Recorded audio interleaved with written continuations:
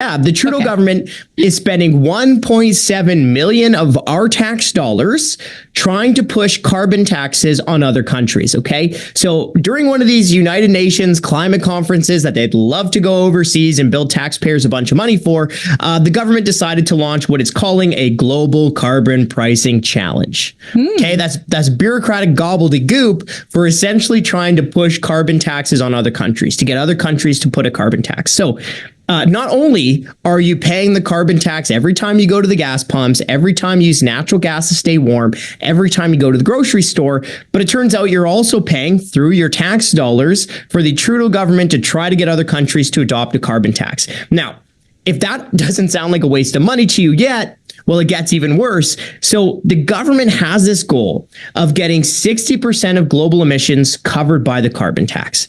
Well, we decided to go on the Google machine, look at the World Bank, and it turns out only 24% of global emissions are covered by a carbon tax. Not only that, it gets even worse for them because 70% of countries do not have a national carbon tax. Okay, so let that sink in.